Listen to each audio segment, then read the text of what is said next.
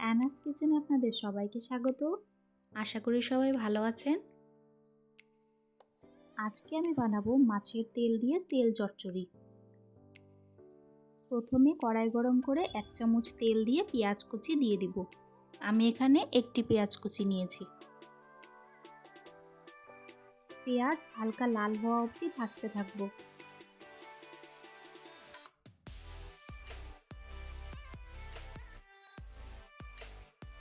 স্বাদ মতো নুন দিয়ে দিব। নুন দেওয়াতে পেঁয়াজগুলো নরম হয়ে যাবে। রসুন কুচি এরপর দিয়ে দিব। আমি এখানে 4-5 কোয়া রসুন দিয়েছি। কাঁচা লঙ্কা কুচি দিয়ে দিলাম। এরপর মাছের তেলটা পরিষ্কার করে ভালো মতো ধুয়ে এর মধ্যে দিয়ে দিব। ভালো মতো নাড়তে থাকবো।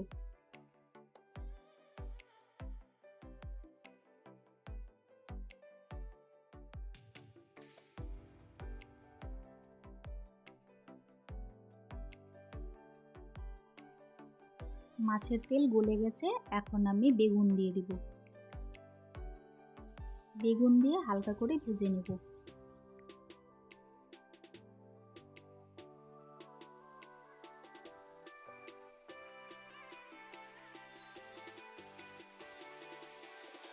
ওয়ান ফোর্থ টিস্পুন হলুদ গুঁড়ো দিয়ে ভালো করে কষাতে থাকবো।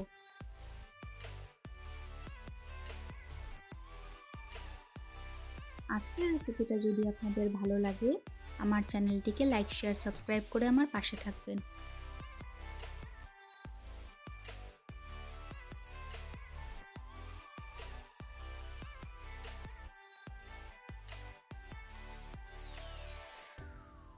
এরপর একটি টমেটো কুচি দিয়ে দিলাম।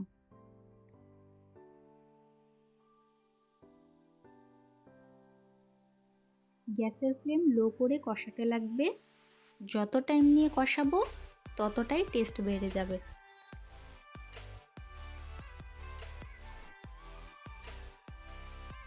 আমার রেসিপি ফলো করে মাছের তেলের চচ্চড়ি এভাবে বানিয়ে খেয়ে দেখবেন। আশা করি ভালো লাগবে।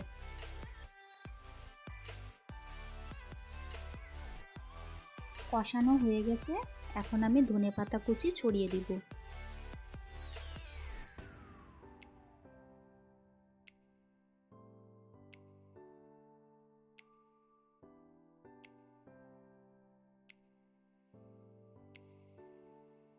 নামানোর আগে ধনেপাতা কুচি দিয়ে মিশিয়ে নিলে তৈরি হয়ে গেল আমাদের আজকের রেসিপি মাছের তেলের চচ্চড়ি।